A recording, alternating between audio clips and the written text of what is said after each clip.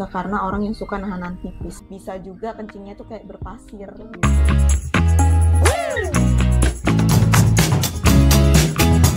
Super dokter, super informatif, Super edukatif dan super inspiratif.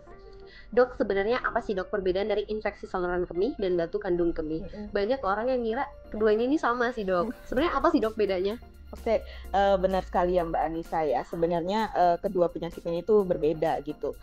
Kalau infeksi saluran kemih itu dia akibat dari infeksi bakteri, biasanya E. coli nama bakterinya. Nah, dia ini masuk kemudian berkembang nih di saluran kemih. Nah, sedangkan kalau batu saluran kemih itu yang Mbak Anissa dia terbentuk dari kristal endapan gitu. Jadi massa padat terbentuk dari kristal endapan, biasanya endapan mineral, bisa dari kalsium, bisa dari oksalat, atau bisa juga dari asam urat tuh gitu. Jadi keduanya beda. Kalau yang satu karena infeksi, nah yang satunya karena endapan gitu, endapan mineral biasanya gitu.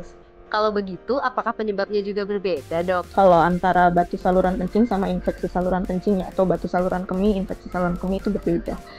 Seperti yang tadi, kalau penyebabkan karena bakteri ya, karena endapan.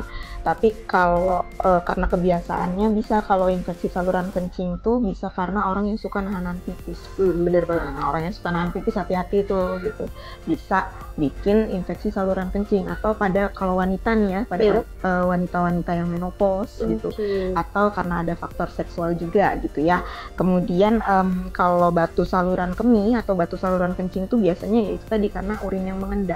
Atau pada pasien-pasien kalau laki-laki itu prostat gitu ya. Kenapa? Karena prostat itu kan susah pipisnya, atau nggak tuntas pipisnya gitu, jadi urinnya mengendap. Berarti gitu. bisa ya dok pipis tuh nggak tuntas tuh? Bisa, karena dia nggak lancar. Kalau nggak lancar kan, kalau pada pasien-pasien prostat tuh dia susah gitu ya, karena salurannya dia tersumbat, terganggu ya. jadi nggak tuntas rasanya gitu.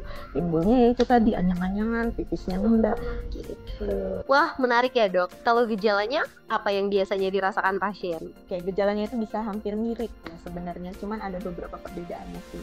Contoh kalau batu saluran kemih sama infeksi saluran kemih itu biasanya pada pasien bisa nyeri-nyeri pinggang gitu ya, nyeri pinggang, nyeri perut bagian bawah gitu. Cuman kalau di batu saluran kemih itu dia nyerinya itu lebih hebat gitu ya, karena kan dia langsung menyebat ya. Kemudian kalau infeksi saluran kemih itu biasanya kencingnya panas, pipisnya panas, kencingnya itu kayak nyeri gitu ya. Batu saluran kemih juga nyeri, tapi nyerinya lebih tinggi kan. Kemudian bisa kayak berbau kalau infeksi saluran kencing itu, terus habis itu bisa keruh juga gitu ya. Sebenarnya bisa agak kemerahan, cuman tidak separah batu saluran kemih, karena kalau batu saluran kemih itu dia bisa merah banget kencingnya gitu. Karena darah dok? Ya, karena darah gitu, karena ada darah. Atau bisa juga kencingnya itu kayak berpasir gitu. Nah, kencing berpasir itu biasanya dia menandakan ada batu di saluran kemihnya. Seperti itu sih kurang lebih. Wah, berarti kita harus hati-hati banget ya dok ya. Terus dok, kalau misalnya kita mengalami gejala-gejala tadi dok, apa sih yang harus kita lakukan? Oke, segera periksa ke dokter, udah pasti ya. Jangan tunda, karena semakin cepat kita tahu penyebabnya, semakin mudah juga pengobatannya. Tapi jangan lupa juga, kita harus cukup minum air putih. Dan jangan suka nahan pipis, jangan suka nahan kencing pokoknya. Gitu. Oke deh, semoga bermanfaat. Ya. Bye-bye.